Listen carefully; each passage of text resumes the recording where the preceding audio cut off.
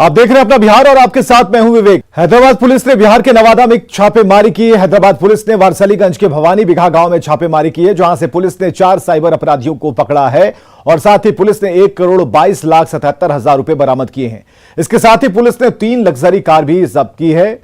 Police ने 3 बोतल शराब के साथ 3 मोबाइल फोन भी बरामद किया। वहीं कई अपराधी भागने में कामयाब रहे हैं। इसका कैसे सब एक साथ बन जाएगा? छापेमारी के क्रम में कुछ अपराधियों के द्वारा पुलिस की टीम पर फायरिंग की गई। पुलिस के द्वारा जवाबी कार्रवाई में खदेड़ कर कुल 4 अपराधियों को पकड़ा गया। इनके घरों की तलाशी ली गई। इनके पास से कुल 1,22,77,000 रुपए नकद बरामद किए गए हैं। 3 गाड़ियां बरामद की गई हैं। और सिवान से बड़ी खबर है, नाबालिग युवती से गैंगरेप की खबर, जहां 3 लोगों पर गैंगरेप का आरोप लगा है। एक नाबालिग युवती से गैंगरेप करने का आरोप है। पुलिस ने तीनों को गिरफ्तार कर लिया है। भगवानपुर थाना इलाके की घटना है, जहां 3 लोगों ने एक नाबालिग के साथ गैंगरेप की घटना को अंजाम दिया। हालांकि पुलिस ने तीनों को गिरफ्तार कर लिया है। और बड़ी खबर है, शेरघाटी थाने के मोरहर नदी से 2 मासूम बच्चियों का शव बरामद हुआ। वहीं पास से ही बेहोशी की हालत में उसकी मां मिली है। महिला का कहना है कि एक ऑटो ड्राइवर ने 4 युवकों ने पहले उसका मुंह दबाया और उसके बाद उनकी दोनों बच्चियों को शेरघाटी पुल से मोरहर नदी में फेंक दिया था। होश आने पर महिला ने ग्रामीणों की मदद से खोजबीन शुरू की, जिसके बाद मोरहर नदी से दोनों का शव मिला है। एक बच्ची की उम्र 1 साल की है, जबकि दूसरी की उम्र 2 साल की है। पुलिस इस पूरे मामले को संदेहास्पद मान रही है और बताया जा रहा है कि घर से झगड़ा कर आत्महत्या करने के लिए बच्चियों के साथ महिला ने पुल से छलांग लगाई थी। चलता है 7-8 बजे गाड़ी, तो चलो बैठा देंगे और दिलबरो उतारा मेरा और 4-5 गो छोकरों से पीछे लगल थी, कौन लगल थी और पीछे से मेरा पकड़ लिया मुँह में। अच्छा, तो रहा पकड़ के मुँह में से चौथले जब जाती ना कि उनके छीन को फेंक देते रहते। जो आदमियन था से राजस्थान के राजकीय पशु ऊंट की तस्करी इन दिनों धड़ल्ले से जारी है। पूर्णिया के अमौर थाने के रामनगर में 12 ऊंट को पुलिस ने बरामद किया है। इसमें एक ऊंट मृत पाया गया। ऊंट को तस्करी कर बांग्लादेश ले जाया जा रहा था। कई ऊंट के शरीर पर जख्म के निशान मिले हैं और इस मामले में यूपी के 2 तस्कर समेत 5 लोगों के खिलाफ मामला दर्ज कर कार्रवाई की जा रही है। क्या हालत है ऊंट की? हालत तो उसका संतोषजनक ही, कहीं घाव है तो उसका इलाज संबंधित क्षेत्र के डॉक्टर के द्वारा किया जा रहा है। तो उसको भेजने की क्या व्यवस्था हो रही है? एसडीएम वाईसी के द्वारा राजस्थान भेजने की व्यवस्था किया जा रहा है। बिहार के डिप्टी सीएम तेजस्वी यादव दिल्ली से पटना लौट आए हैं। मंत्रिमंडल के संभावित नामों को लेकर तेजस्वी यादव ने कहा कि सभी नामों पर मंथन अंतिम दौर में है। दिल्ली से पटना पहुंचते ही तेजस्वी यादव सीधे सीएम आवास पहुंचे और मुख्यमंत्री नीतीश कुमार से मुलाकात की। महागठबंधन के जितने भी घटक दल के शीर्ष नेतृत्व, चाहे येचुरी साहब हो, राजा साहब हो या मैडम सोनिया गांधी हो, सब लोगों से हमारी बात हुई है। और राष्ट्र अध्यक्ष जो गरीबों के मसीहा आदरणीय लालू जी, उनसे भी चर्चा हुई है, उनसे आशीर्वाद दिया है और सब लोग अब इस काम में लगेंगे। नीतीश कुमार ने एक बार फिर महागठबंधन से हाथ मिलाकर नाता तोड़कर एक झटके में नीतीश कुमार ने सरकार की सूरत बदल दी। चेहरा तो वही रहा, लेकिन सरकार के बाकी अंग बदल गए। इतनी तेजी से नीतीश कुमार ने स्टैंड लिया कि सियासत संबंध विच्छेद की असल वजह अभी भी तलाश रही है। हालांकि सरकार गठन के 3 दिन बाद सुशील मोदी इस नतीजे पर जरूर पहुंच गए कि बीजेपी से नीतीश कुमार के नाता टूटने की वजह 3 थी, जो उन्होंने न्यूज 18 से साझा भी किया। रिश्ता टूटने की वजह नंबर 1, नीतीश कुमार की महत्वाकांक्षा। इस गठबंधन टूटने के 3 कारण हैं। एक तो नीतीश कुमार की महत्वाकांक्षा प्रधानमंत्री बनने की। एनडीए से नाता टूटने की वजह नंबर 2, जेडीयू के राष्ट्रीय अध्यक्ष ललन सिंह की जलन।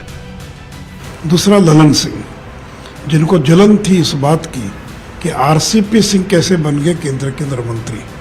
और आप देखेंगे तो जिस दिन आरसीपी सिंह बने हैं, उसके बाद से वो इस सरकार को गिराने में लग गए।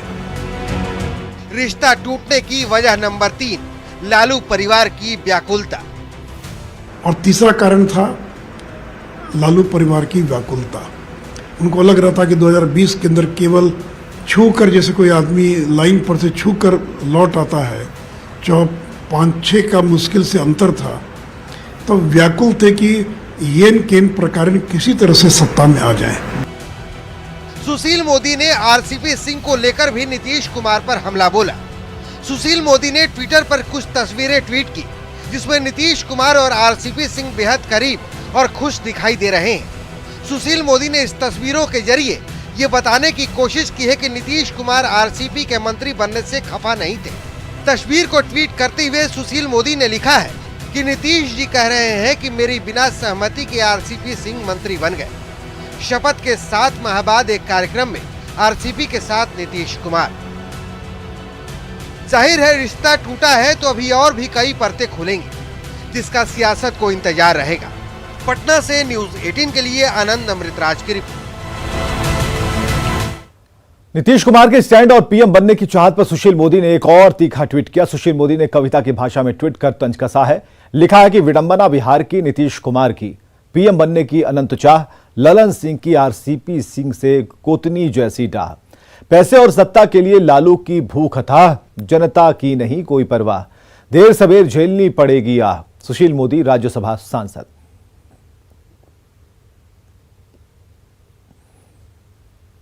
बिहार में सियासत का पारा ठंडा होने का नाम नहीं ले रहा। 3 दिन पहले सरकार बदल गई तो अब पशुपति पारस में टूट के कयास लगाए जा रहे हैं।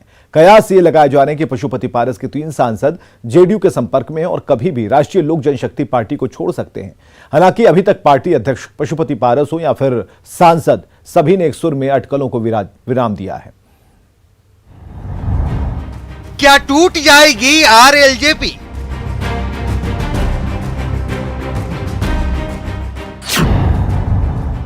क्या आरएलजेपी को झटका लगने वाला है?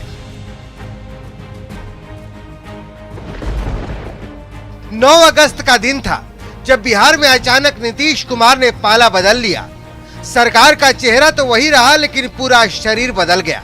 सरकार गठन के मात्र तीसरे दिन अब ये खबर आ रही है कि आरएलजेपी के 3 सांसद एनडीए को अलविदा कहकर नीतीश का तीर थाम सकते हैं। इस वक्त आरएलजेपी के 5 सांसद हैं। केंद्र सरकार में मंत्री पशुपति पारस और प्रिंस राज के अलावे नवादा से सांसद चंदन सिंह, वैशाली से वीणा देवी और खगड़िया से सांसद महबूब अली कैसर। इन्हीं 3 सांसदों का नाम सामने आ रहा है जिनको लेकर कयास लगाए जा रहे हैं। बिहार की सियासत में अचानक से एक खबर तेजी से रफ्तार पकड़ी कि पारस गुट के जो 5 सांसद है उसमें से 3 सांसद उनका साथ छोड़ सकते हैं और जेडीयू का दामन थाम सकते हैं। जाहिर सी बात है, जैसे ही ये खबर आई बिहार के राजनीतिक हलके में सरगर्मी काफ़ी तेज हो गई और इस बारे में कई तरह के कयास होने लगे। हालांकि मोदी सरकार में मंत्री और आरएलजेपी के अध्यक्ष पशुपति पारस ने पार्टी में टूट की खबरों को पूरी तरह से खारिज किया है। चाहे एक चर्चा ये भी है कि आपकी पार्टी में भी कुछ सांसद जेडीयू आरजेडी से कुछ है ऐसा? जिन 3 सांसदों के नाम की चर्चा है उन्होंने भी फिलहाल पाला बदलने की खबर को खारिज किया है। हम एनडीए के हैं, रहेंगे एनडीए में, हम कहीं नहीं जा रहे हैं। जो भी न्यूज चल रहा है, हमको बहुत सारे लोग भी फोन किए हैं तो सब अपने मनगढ़ंत कहानी बना रहे हैं। चंदन जी से भी बात हुआ है, केसर जी से बात हुआ है, सभी लोग दोनों पटना में हैं, हम अपने आवास मुजफ्फरपुर। ये पूरी तरह से जो है अफवाह है। और जब हम लोग के जो गार्जियन हैं, राष्ट्रीय अध्यक्ष हैं आदरणीय पशुपति कुमार पारस जी, आज से 3 दिन पहले ही घोषणा कर चुके हैं कि हम एनडीए में थे, एनडीए में हैं और आने वाले भविष्य में भी एनडीए के साथ हैं। अब सवाल है कि आरएलजेपी में टूट की खबर अफवाह है तो ये अफवाह उड़ा कौन रहा है? न्यूज 18 के लिए दिल्ली से मितेश कुमार और पटना से आनंद अमृतराज की रिपोर्ट। अब एक ऐसी खबर जो आपके इलाज से जुड़ी है। हम आपको बता रहे हैं दिल्ली में 6ठा इंडोवैस्कुलर कॉन्फ्रेंस का आयोजन किया गया। इसमें नई टेक्नोलॉजी के जरिए कैसे बिना कट या फिर थोड़ा सा कट करके कैसे ऑपरेशन किया जाए, इसे लेकर चर्चा हुई। इसमें देश विदेश से लगभग 375 सर्जन शामिल हुए। इस कॉन्फ्रेंस में शामिल डॉक्टरों के मुताबिक इंडोवैस्कुलर का ये 6ठा कॉन्फ्रेंस है और ये इलाज की वो लेटेस्ट तकनीक है जिसमें छोटे मोटे ऑपरेशन के जरिए बड़ी बीमारी ठीक की जा सकती है। इस कॉन्फ्रेंस में 375 के करीब डॉक्टर शामिल हुए, जिसमें इंडिया और इंडिया से बाहर के जैसे बांग्लादेश, नेपाल, दुबई के डॉक्टरों ने शिरकत की। और इस कॉन्फ्रेंस में उन समस्याओं पर गहराई से चर्चा की गई जो कोविड के बाद लोगों में ब्लड क्लॉटिंग की समस्या नजर आई। 13 सेंटर पर इस कॉन्फ्रेंस को लाइव दिखाया जा रहा है। सर्जरी मतलब ये खून की नाड़ी होता है, ये हाथ से निकल रहा है खून की नाड़ी। ये अच्छा खून चलने के लिए आर्टरी होता है, ये खराब वाला खून वापस हार्ट को ले जाने के लिए वेन्स होता है। तो दोनों में तो प्रॉब्लम होने का चांसेस है। इस कॉन्फ्रेंस में बिना ऑपरेशन, जो लैप्रोस्कोपिक सर्जरी बोलते हैं ना ऑर्डिनरी, उसी तरह छोटा होल बना के उसके हिसाब से खून की नाड़ी को रुकाने के लिए जो तरीका है उसको डिस्कस करने के लिए पूरे ऑल ओवर फ्रॉम इंडिया वो सर्जन्स आया हुआ है। तो ये जो हमारा छठा कॉन्फ्रेंस है, ये जो इस बार हम कर रहे हैं, जो एंडोवास्कुलर लाइफ जिसको बोलते हैं, इसमें जो है हम लेटेस्ट टेक्नोलॉजीज़ जो हैं यूज़ होती हैं। आजकल सारा का सारा जितने प्रोसीजर्स होते हैं, इलाज होता है, वो सारे के सारे मिनिमली इन्वेजिव होते जा रहे हैं, जो कि बिना कट के, बिना कुछ छोटा मोटा कुछ भी ऑपरेशन करे बिना जो काम इलाज होना है वो कर सकते हैं। स्वतंत्रता दिवस को लेकर राज्य में सभी जगहों पर सुरक्षा व्यवस्था कड़ी की जा रही है। पटना जंक्शन पर भी सघन चेकिंग अभियान चलाया जा रहा है, लेकिन पटना जंक्शन जैसे ए श्रेणी के रेलवे स्टेशनों पर यात्रियों की सुरक्षा के साथ अनदेखी भी हो रही है। प्लेटफॉर्म पर जाने से पहले जांच के लिए लगे मीटर डिटेक्टर का कहीं कोई अता पता नहीं, वहीं सामान की जांच के लिए लगे स्कैनर मशीन भी नहीं है।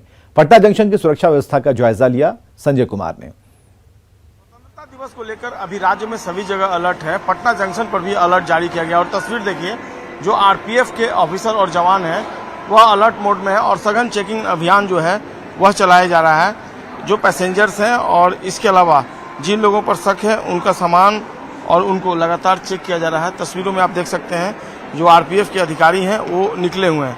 हालांकि इस जांच प्रक्रिया से किस हद तक जांच पूरी हो पाएगी, मुकम्मल हो पाएगी, यह तो अधिकारी ही बता पाएंगे। लेकिन एक चीज़ और है जो हम आपको दिखाना चाहेंगे। ये पटना जंक्शन का प्लेटफॉर्म नंबर 1 है और यहाँ पर आप तस्वीरों में जरूर देख रहे होंगे कि अधिकारी यहाँ स्कैनर से सामान की जांच कर रहे हैं और लगातार ये जांच प्रक्रिया पिछले कई दिनों से चल रही है। लेकिन पटना जंक्शन पर जो दूसरी तस्वीरें हैं वो कई सवाल खड़े करती हैं। सवाल यही है कि पटना जंक्शन पर कोई लगेज स्कैनर जो मशीनें हैं वो नहीं है और इसके अलावा यहाँ पर मेटल डिटेक्टर भी नहीं है। पहले यही वो द्वार है जहाँ पर मेटल डिटेक्टर लगाया गया था और मेटल डिटेक्टर से ही लोग यहाँ पर आते जाते थे और उनके सामानों की और उनकी जांच हो जाती थी। लेकिन मेटल डिटेक्टर नहीं है। पटना जंक्शन का ये प्लेटफॉर्म नंबर 1 है और यहाँ पर कोई मेटल डिटेक्टर जो है वह नहीं दिखता। तो ऐसे में जांच कैसे मुकम्मल हो पाती है, एक बड़ा सवाल खड़ा होता है। अब ये जांच जो है होती है, ये बात सही है, लेकिन एक सर्टेन पीरियड के लिए मेटल डिटेक्टर हो या फिर स्कैनर मशीनें हों, अगर वो रहती उनके लिए अलग से जो कर्मचारी तैनात रहते तो निश्चित तौर पर उसमें हर एक पैसेंजर की जांच जो थी वो संभव थी, जो फिलहाल अभी देखने को पटना जंक्शन पर नहीं मिल रही है। कैमरा पर्सन मनीष जुनेजा के साथ संजय कुमार, न्यूज़ 18 पटना। बिहार में 27 साल बाद पहला ओपन बिहार स्टेट राजाकर्ण तीरंदाजी प्रतियोगिता का आयोजन किया जा रहा है और पूरे बिहार से खिलाड़ी इस प्रतियोगिता में हिस्सा ले रहे हैं। पटना के पाटलिपुत्र स्पोर्ट्स कॉम्प्लेक्स में चल रही तीरंदाजी प्रतियोगिता में खिलाड़ियों को प्रशिक्षित करने को लेकर भभुआ के रहने वाले अर्जुन पुरस्कार और द्रोणाचार्य विजेता संजीव कुमार पहुंचे। उन्होंने बिहार में खिलाड़ियों के प्रदर्शन और बिहार राज्य खेल प्राधिकरण के प्रयासों की सराहना की। जब तक हम लोग एक असेसमेंट करते हैं जिससे दिखाते हैं कि अगर जो टैलेंट होता है तो इनको हम लोग कोशिश कर रहे हैं एक साइंटिफिक वे में बताने का कि कैसे टैलेंट को आप सेलेक्ट करते हैं, कैसे रैंकिंग की जाती है। तो उसको हम लोग कोशिश करेंगे इनको कल तक में पूरा असेसमेंट करके, क्योंकि हम मेंटल, फिजिकल और अपना टेक्निकल तीनों चीज़ को देखते हैं और परफॉर्मेंस देखते हैं। इन चारों चीज़ के बेसिस पे एक हम लोग ने खेलो इंडिया का नॉर्म्स बनाया हुआ है। तो उसमें क्या होता है कि उसके बेसिस पे टॉप 100 में से हम लोग स्कोर करते हैं। तो उसमें हम लोग उसके स्कोर करने के बाद रैंकिंग निकालते हैं कि किन बच्चों को अगर हमें लेने हैं, 20 बच्चे उनमें से 10 बच्चे लेने, तो कौन से 10 बच्चे लेने चाहिए। तो उससे एक रैंकिंग हो जाती है, तो उससे मेरा पोटेंशियल पता करते हैं। और आगे देखिए जोहार झारखंड।